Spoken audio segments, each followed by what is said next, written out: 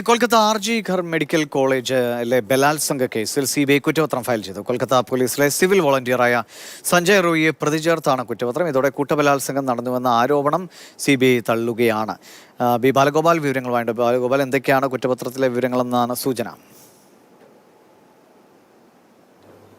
Divisha 46 page ദൈർഘ്യമുള്ള കുറ്റപത്രമാണ് CBI കേസുമായി ബന്ധപ്പെട്ട് Sealdah additional chief judicial magistrate കോടതിയിൽ ഇപ്പോൾ സമർപ്പിച്ചിരിക്കുന്നത്. ഏറ്റവും പ്രധാനപ്പെട്ട കാര്യം, നേരത്തെ ഈ കൽക്കട്ടയിലെ പ്രതിപക്ഷ പാർട്ടികളൊക്കെ ആരോപിച്ചിരുന്നത് ഈ ആർജി ഘർ മെഡിക്കൽ കോളേജിൽ നടന്നിരുന്നത് കൂട്ടബലാത്സംഗം എന്നായിരുന്നു. എന്നാൽ ഈ കുറ്റപത്രത്തിൽ ഈ കൂട്ടബലാത്സംഗം എന്നൊരു പരാമർശം ഈ CBI നടത്തുന്നില്ല എന്നതാണ് ഏറ്റവും ശ്രദ്ധേയമായ കാര്യം.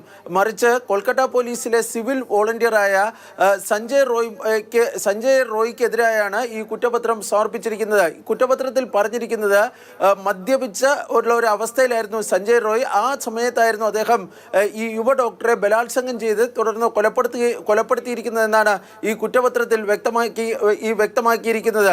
നേരത്തെ കൽക്കട്ട പോലീസും സമാനമായ ഒരു കണ്ടെത്തലായിരുന്നു നടത്തിയിരുന്നത്. പക്ഷേ കൂട്ടബലാത്സംഗമാണ് നടന്നതെന്ന് ആരോപിച്ച് പ്രതിപക്ഷ പാർട്ടികളും അതുപോലെ തന്നെ വിദ്യാർത്ഥി സംഘടനകളുമൊക്കെ നടത്തിയ സമരത്തിന്റെ പശ്ചാത്തലത്തിലായിരുന്നു ഈ കേസിന്റെ അന്വേഷണം CBIക്ക് കൈമാറിയിരുന്നതും. CBIയും ഏതാണ്ട് കൊൽക്കത്ത പോലീസിന്റെ കണ്ടെത്തൽ ശരിവെക്കുന്ന തരത്തിലുള്ള കുറ്റപത്രമാണ് ഇപ്പോൾ സിയാൽദ കോടതിയിൽ സമർപ്പിച്ചിരിക്കുന്നത്.